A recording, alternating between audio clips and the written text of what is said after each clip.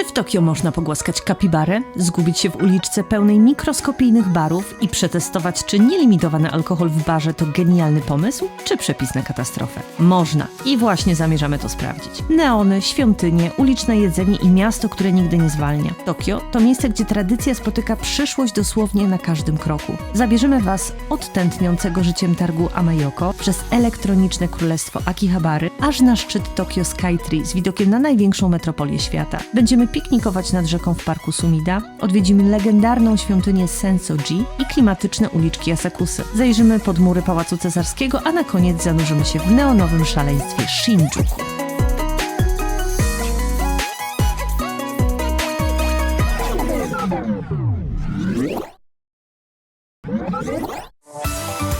Amayoko Market.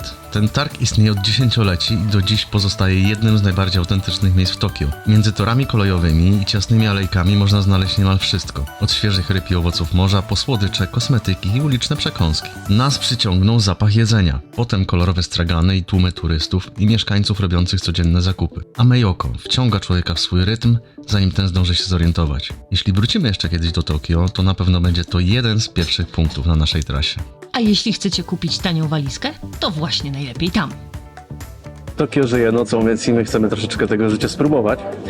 Nie poszalejemy za bardzo, by spędza za nami długa podróż, zmiana strefy czasowej 7 godzin, ale mimo wszystko kilka czasu poświęcimy. Jesteśmy w dzielnicy Akihabara i wybraliśmy bar Sake Market. Takie miejsce, w którym wybiera się ilość czasu, którą można poświęcić na degustację różnego rodzaju alkoholi. Jest opcja 30 minut, 90 minut, bądź też bez oporu. Ceny Wam się wyświetlą na ekranie. Właśnie teraz nie będziemy tym zajmować. W każdym razie dostajecie 3 szklaneczki, które są do próbowania tychże alkoholi. Taką malutką, coś takiego i kieliszek. I co? Mamy do wyboru ponad 190 rodzajów alkoholi i ta nazwa sake może być myląca, dlatego że jakby w Polsce to, co jest nazywane sake, to jest tylko i wyłącznie fermentowane wino ryżowe, a w Japonii określeniem sake określa się właściwie większość alkoholi. To jest właściwie sake. No więc dobra, mamy te 3 szklaneczki, zaraz się przeniesiemy do miejsca, w którym się nabiera i tam będziemy kontynuować. Takie rzeczy, podzielone na różne rodzaje, słodkie, delikatne słodkie, wytrawne, półwytrawne. Tutaj są Manager Select i przyznam się, że już troszkę spróbowałem i te mi akurat wchodzą, natomiast te wytrawne nie za bardzo. Zobaczmy taki big boy. Takich buteleczek to u nas nie dają. To jest wytrawne. To zrobimy taki mały kieliszeczek. Pyk. Tutaj mamy takie koktajliki i marakuja.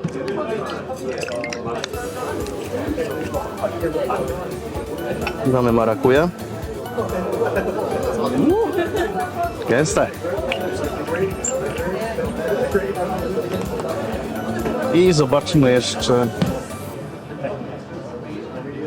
może jakieś cytrusy. Tu sobie pozwolę tutaj.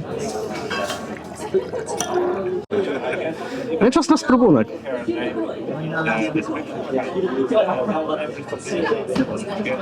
Marakuja, ale to jest dodatek do innego drinka, bo to jest bezalkoholowe. Ale to mamy sankę. I tak, jak dla mnie to jest troszkę bardzo cierpkie, ale jest pijalne. 2, które próbowałem wcześniej, były dużo bardziej gorzkie i takie mniej przyjemne. To jest naprawdę spoko, ale sytuacja ratuje to, że jest tutaj jeszcze piwko, a ja jestem bardziej piwny. Co prawda spróbujesz takiej sake, no i co, no miejsce jest fajne, w razie czego będzie na mapce, no i tak można próbować.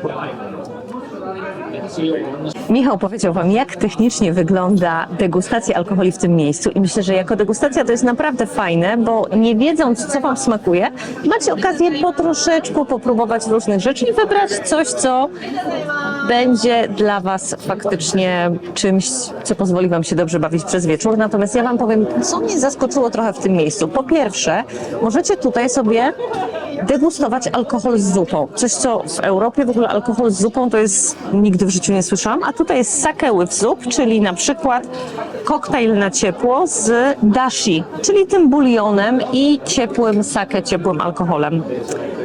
Chyba się dzisiaj nie zdecyduję. Może jak już dłużej tutaj pobędziemy w Japonii, to pod koniec wyjazdu mogę spróbować, ale na dziś to chyba za duży hardcore dla mnie.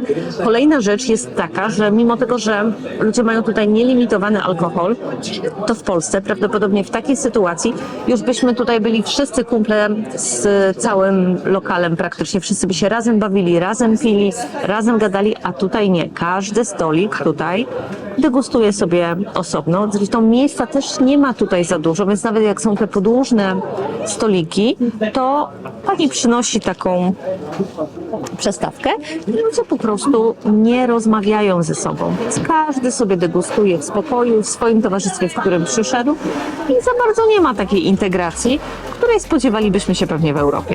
No ale to są te właśnie różnice kulturowe. Wysokie budynki oblepione neonami, gigantyczne ekrany, muzyka dobiegająca z każdego sklepu i tłumy ludzi poszukujących najnowszych gadżetów. Jeszcze kilkadziesiąt lat temu była to przede wszystkim dzielnica sklepów elektronicznych. Dziś Akihabara jest nazywana Mekką fanów anime, mangi i gier komputerowych.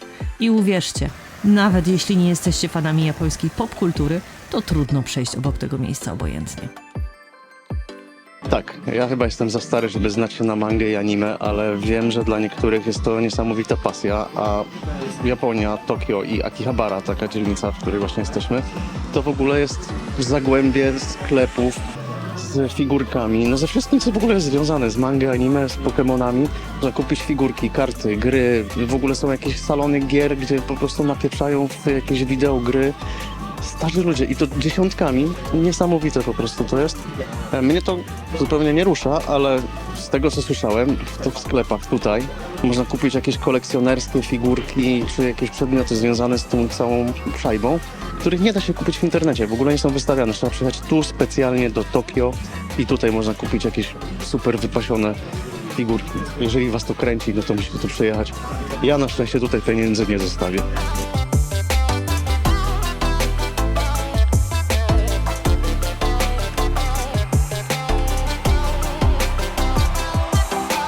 Siła. Mamy nowy dzień w Tokio. Zaczynamy zwiedzanie bardzo wcześnie rano.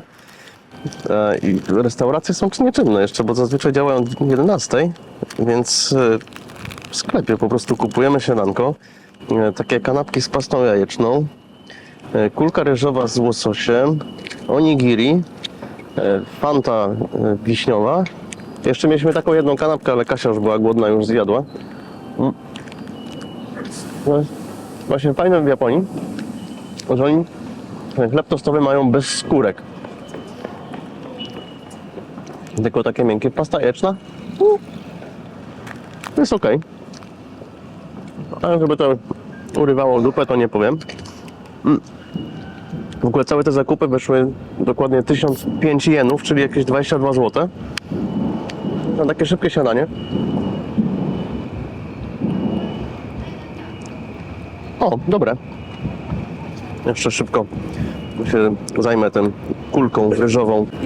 Wszystko to jest pakowane w folię. Wszystko jest oddzielnie powiązane folią.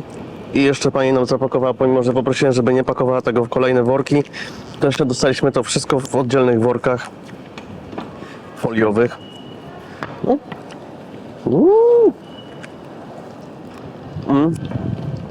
Okej. Łosoś nie jest surowy. No, nie żeby to było jakieś cudo, ale myślę, że na śniadanie można tym pojeść. Biorąc pod uwagę, że to by kosztowało tak mało, to naprawdę fajna opcja.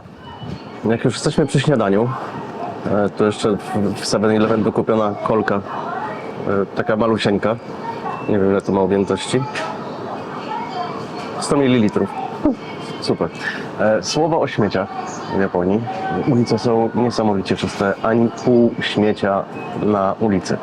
A nie ma ani też pół kosza na śmieci. Wszystkie śmieci, które są wyprodukowane w trakcie przebywania na ulicach, należy zutylizować u siebie w domu, bądź też w naszym przypadku jako turystów w hotelu.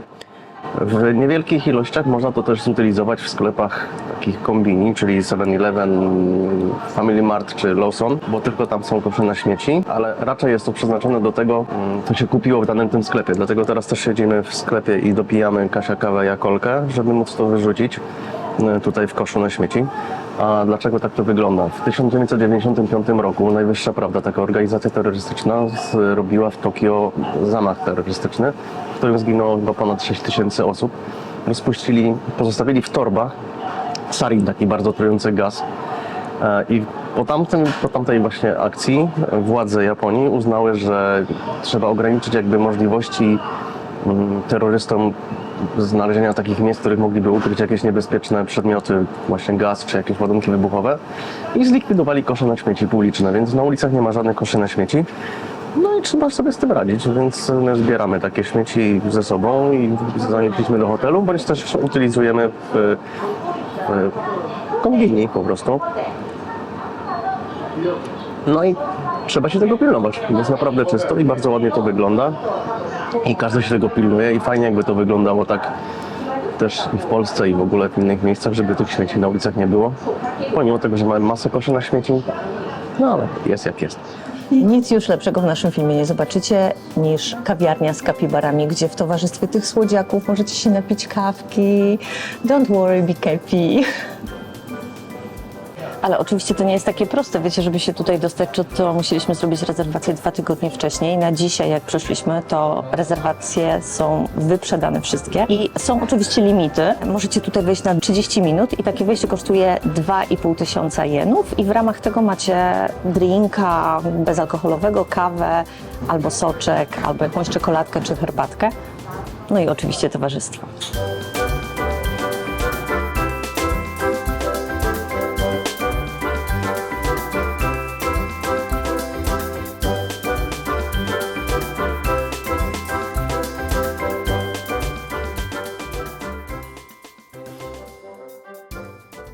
Skoro już jesteśmy w chramie, to wypadałoby sobie zapewnić pomyślność i pomodlić się o spełnianie wszystkich naszych życzeń. Więc zaczynamy od tego, że obmywamy ręce, prawą dłonią, lewą dłoń.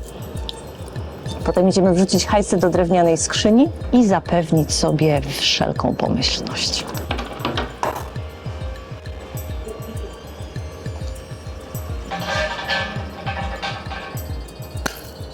Po umyciu rąk wrzucamy ofiarę do drewnianej skrzyni. Trzeba się głęboko ukłonić, pociągnąć za sznurek z dzwonem, żeby przyciągnąć uwagę bóstwa, klasnąć w dłonie 2 razy, pomyśleć życzenie bądź wypowiedzieć modlitwę i potem jeszcze raz głęboko się ukłonić. Jesteśmy w świątyni szintoistycznej i akurat trafiliśmy na obrzędy związane z chrzcinami. Mówi się, że Japończycy te takie radosne momenty typu śluby, właśnie chrzciny świętują w chramach szintoistycznych, bo to w zasadzie nie jest świątynia, tylko chram, a kończą życie i wszelkie obrzędy związane z pochówkiem odbywają się w świątyniach buddyjskich.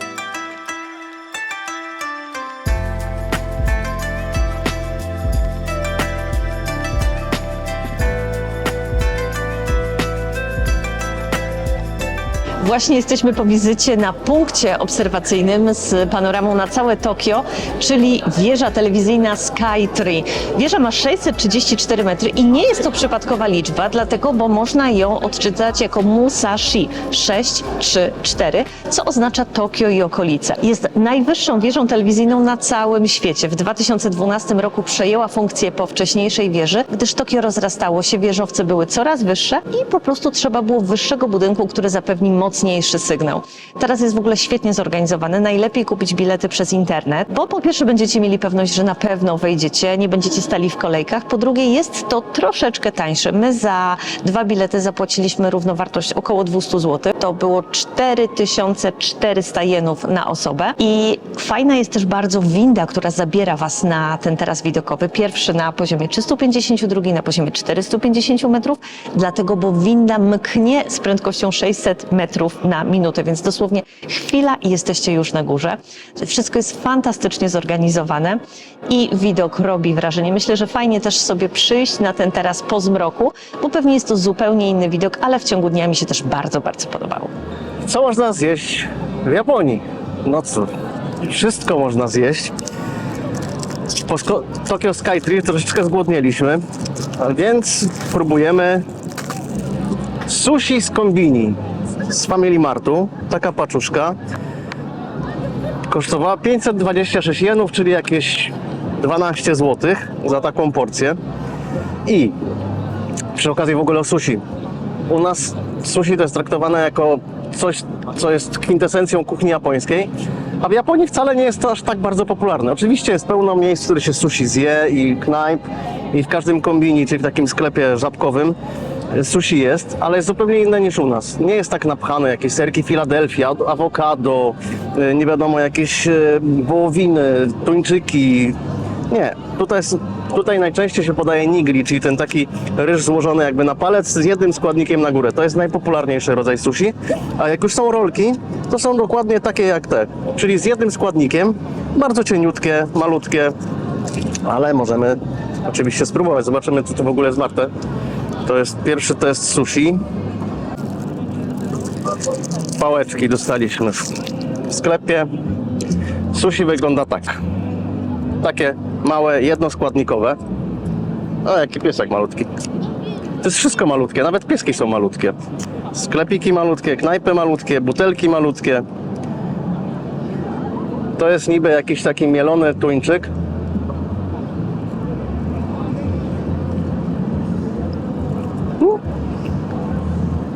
Jak tam takie sklepowe coś, to smakuje całkiem fajnie. Choć przyznam szczerze, że nie za bardzo mi to przypomina smaku tuńczyka, ale ryż jest dobry, fajnie zrobiony. No więc to jest jedna z propozycji kulinarnych japońskich. A jesteśmy w parku Sumida, nad rzeką Sumida, która przepływa przez Tokio. I w ogóle jest tutaj jakieś food trucki, przynieśliśmy drewno do lasu. Kasia już się cała rusza, bo salsę grają, więc ona zaraz będzie tańczyć. I można zjeść dania z różnych zakątków świata. No nic, to itadakimatsu. Możesz wyłączyć. A, i jeszcze jedna rzecz. W ogóle Japończycy uwielbiają piknikować w parkach. Jest dzisiaj sobota, więc dużo ludzi ma wolne, ale mają takie albo duże kocyki i są przygotowani. My jak wieśniaki po prostu na samej trawie siedzimy. I jest ich naprawdę bardzo dużo, ale najlepszy jest hit taki, że oni kupują i rozstawiają namioty. Takie jak normalnie u nas na biwakach, na kempingach się namiot rozwija. I siedzą w tym namiocie, w parku. To jest akurat dziwne, no ale co kraj to obyczaj. Będąc w Japonii, niestety musicie się przygotować na kolejki. Są miejsca, gdzie można zrobić rezerwację, a są miejsca, że rezerwacji w ogóle nie ma i trzeba swoje wystać. Natomiast to są najbardziej uporządkowane kolejki, jakie kiedykolwiek w życiu widziałam. Nikt się nie pcha, wszyscy są uprzejmi, a nawet przed niektórymi restauracjami są takie stołeczki dla osób, które czekają na wolny stolik. Czasem możecie postać krótko, a czasem są to takie naprawdę konkretne kolejki, po 2 godziny nawet. Ale jeśli restauracja jest dobra, to nikogo to nie zniechęca i wszyscy grzecznie stoją i czekają w kolejce.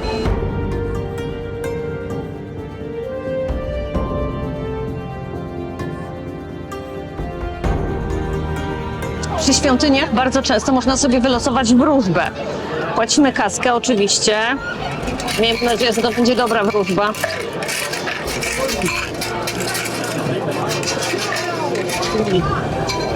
$62. 62.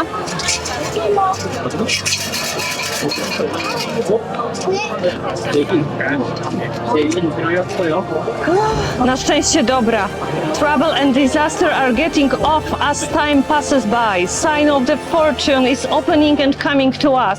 O, gdyby się okazało, że wróżba jest niepomyślna, to trzeba ją związać i zawiązać tutaj w świątyni, potem będzie rytualnie spalona. Natomiast na szczęście wylosowałam dobrą, więc teraz mnie czeka tylko szczęście.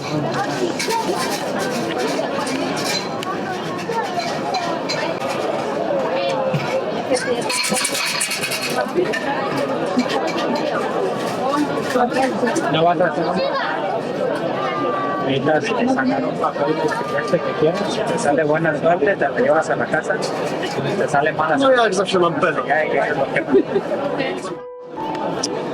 Piorun uderza, rozrywając niebo.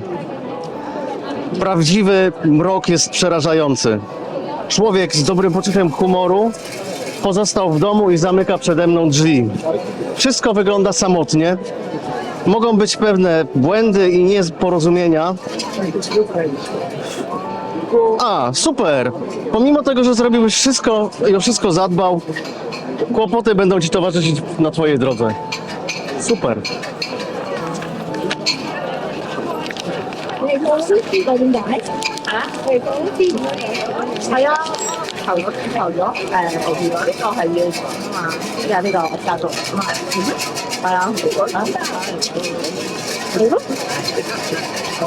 A kysz! Jak ktoś ma pecha, to i palec w dupie złamie. Excellent fortune. Wszystko się spełni. Moje prośby będą wysłuchane. Moja cierpliwość będzie nagrodzona. To, co się zgubiło, to się znajdzie. Ta osoba, na którą czekam, przyjdzie. Mogę budować nowy dom. Mogę nawet zacząć małżeństwo. I it's good to start a trip. Wszystko świetnie. Excellent fortune, matko. Ale chodź, ja ci kupię teraz amulet na odczynianie. Tutaj można kupić amulet i przez rok się go nosi, nie zagląda się do środka, przez rok traci ważność, ale przynajmniej przez ten rok będzie odczyniał te rzeczy, więc może ochroni te złe wróżby. Chociaż wróżba została zostawiona, więc nic się złego nie wydarzy. Ja i tak w to nie wierzę.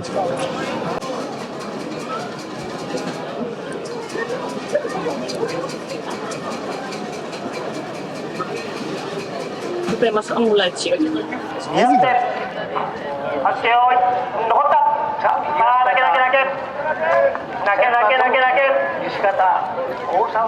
Świątynia Sensoji to najstarsza buddyjska świątynia w Tokio, w dzielnicy Asakusa, której początki sięgają VII wieku. Wtedy podobno w 628 roku dwóch rybaków wyciągnęło z pobliskiej rzeki figurkę bogini miłosierdzia, Kanon. I pomimo tego, że wrzucali ją z powrotem do rzeki, ona wypływała i wypływała, aż zdecydowali się zbudować dla niej pawilon. A potem z czasem miejsce to stało się właśnie miejscem czci i wyrosło na taką ogromną buddyjską świątynię. Rocznie odwiedza to miejsce 30 milionów turystów, więc nie ma opcji, żebyście przyszli tutaj i żeby było tutaj spokojnie. To chyba takie najbardziej turystyczne miejsce w całym Tokio i takie, bym powiedziała, odpustowe. Jeśli chodzi o taką atmosferę podniosłości, jakiegoś takiego mistycyzmu, czy...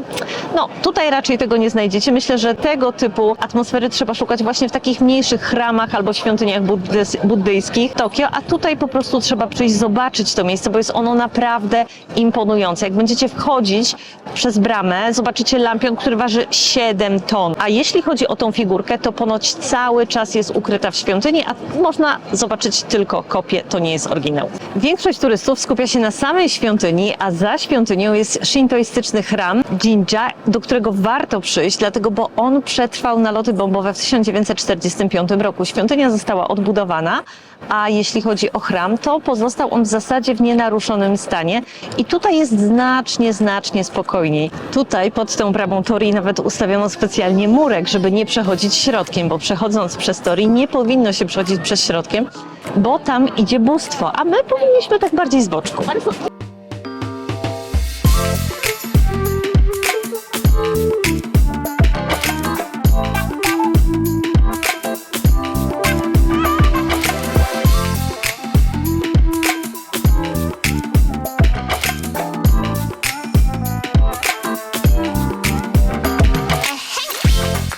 Asakusa to jest w ogóle bardzo fajna dzielnica, w której możecie poczuć trochę taki klimat dawnych przedmieść Edo z dzisiejszego Tokio. Kiedyś w ogóle była to najpopularniejsza dzielnica rozrywkowa. Przodowała w ilości kin, ale też była dzielnicą czerwonych latarni. Natomiast po trzęsieniu ziemi w 1923 roku i nalotach bombowych w 1945 już nie odzyskała takiej świetności jako dzielnica rozrywki. Rozrywka przeniosła się w inne dzielnice, a słynięto głównie z tej świątyni i z ogromnego ruchu turystycznego. I widać to też po cenach, jeśli chodzi o knajpy. パズル、雑貨、お土産品などなど続々ミニーシング揃ってますよ。 Głód nas zagnał do restauracji. W sumie to chyba bardziej dim sum, to chyba jest chińskie bardziej niż japońskie, ale w sumie kuchnia azjatycka, więc ja tam nie narzekam.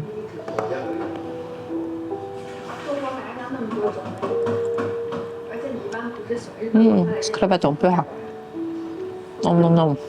A Michał sobie zamówił jakieś dla dzieci danie. Nie wiem, co to jest. Nimi Jumbo Cook to taka nieoczywista atrakcja Tokio. To reklama sklepu, który się znajduje w tym budynku, Nimi się nazywa. Istnieje od 1907 roku i sprzedaje akcesoria dla kucharzy, dla restauracji, sztućce, garnki, jakieś takie wszystkie wyposażenia restauracji. A kucharz został symbolem w ogóle tutaj tej całej okolicy i jest kojarzony z tą dzielnicą. Tak po prostu.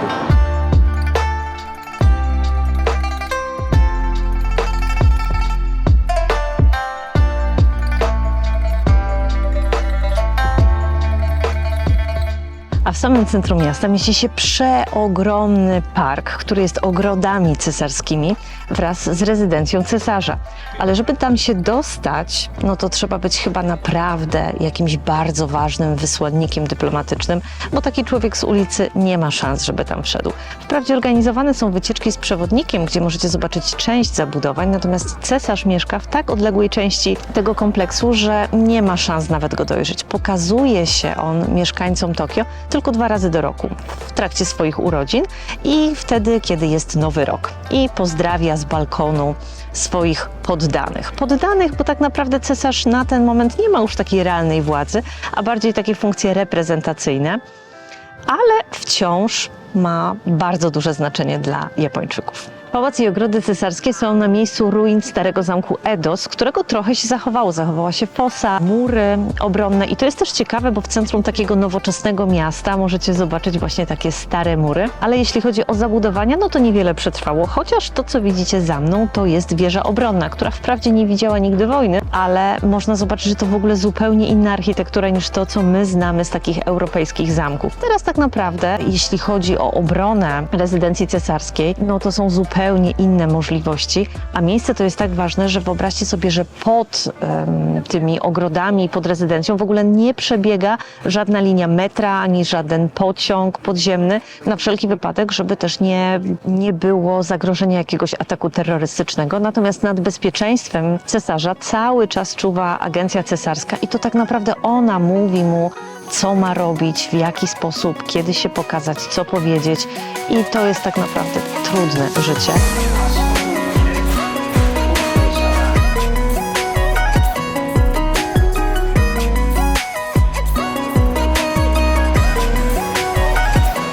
Shinjuku, czyli tętniące nocą serce Tokio. Imprezownia, sklepownia, jadalnia nocna. Wszystko tutaj się świeci, błyszczy, wydaje jakieś dźwięki, choć nie jest tak głośno jak w Nowym Jorku, mimo wszystko.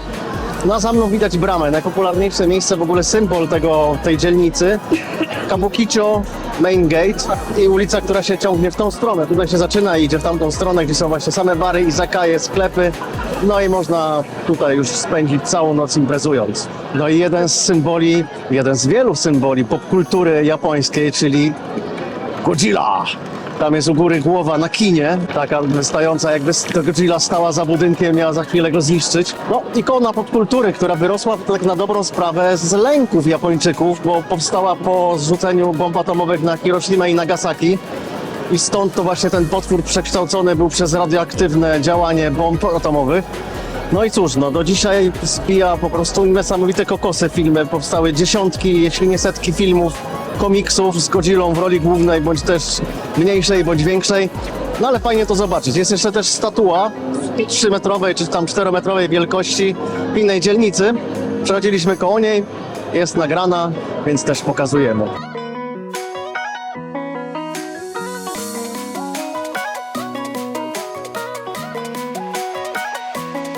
To, co dla mnie było bardzo dużym zaskoczeniem, to to, że Tokio jest dość cichym miastem, jak na tak wielką metropolię. Po moim pobycie w Nowym Jorku spodziewałam się, że tutaj też będzie bardzo, bardzo głośno, a jest cicho.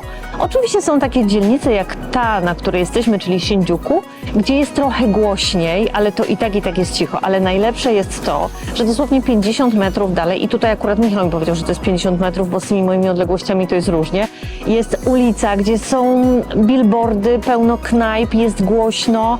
To jest taki Times Square, można powiedzieć, tokijski. I uliczka dalej jest zielono, cicho, wąziutko, zupełnie inny świat. Na Shinjuku znajdziemy jeszcze jedną ciekawą atrakcję. to jest coś takiego jak Golden Guide. Jest to 6 uliczek, na których mieści się około 200 bareczków, mini bareczków, takich pyci, które mają od 5 do 10 miejsc, więc są naprawdę mega mikroskopijne i to jest coś w klimacie takiego powojennego Tokio. Coś, czego już tak naprawdę trudno znaleźć w takim wielkim mieście, w takiej wielkiej metropolii, więc fajnie jest właśnie przejść się tą ulicą, wstąpić na drinka i z racji, że miejsca jest naprawdę bardzo, bardzo mało, no to większość tych barów ma taką opłatę minimalną, czyli na przykład minimum 800 jenów albo 1000 jenów musicie wydać i oczywiście jak jesteście dużą grupą, to ciężko będzie tutaj znaleźć miejsce, no i króluje tutaj gotówka, więc nie wszędzie zapłacicie kartą, ale myślę, że to jest naprawdę fajne miejsce do tego, żeby wczuć się w trochę inny klimat, zwłaszcza po tych głośnych miejscach. Jesteśmy właśnie w takim malutkim barze, jest 11 miejsc, jest dość wcześnie, więc jesteśmy w 3 osoby. Myślę, że za parę godzin to tutaj igły się nie wciśnie. Jeśli chodzi o minimum rachunek, no to 1500 jenów musicie akurat w tym barze wydać, natomiast dlaczego chciałam Wam o tym powiedzieć? Wchodzimy do tego baru, tutaj oczywiście są różne alkohole i mamy coś takiego jak żubrówkę, czyli polski akcent, nawet w Japonii.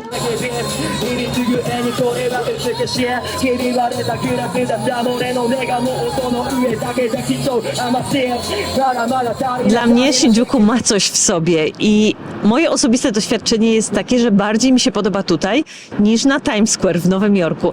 Te neony robią robotę, chociaż oczywiście mieszkać tutaj na pobyt w Tokio raczej bym nie chciała, ale przyjechać sobie tutaj na jeden wieczór albo 2 jak najbardziej. A tutaj mamy bardzo ciekawy punkt widokowy. Oczywiście, gdzie ten punkt dokładnie jest, wszystko będziecie mieli zaznaczone w mapce, w opisie pod filmem, więc kliknijcie sobie i jak będziecie planować podróż po Nowym Jorku, to koniecznie przyjdźcie sobie na punkt widokowy na przejściu nad ulicą z takim widokiem na Shinjuku.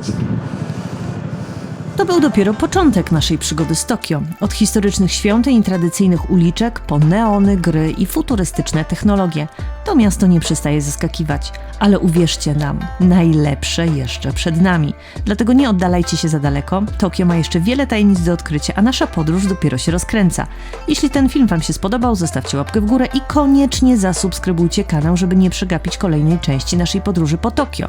Wasze komentarze, reakcje i udostępnienia pozwalają nam rozwijać kanał. Możecie także postawić nam wirtualną kawkę na platformie Supi. Do zobaczenia w następnym odcinku.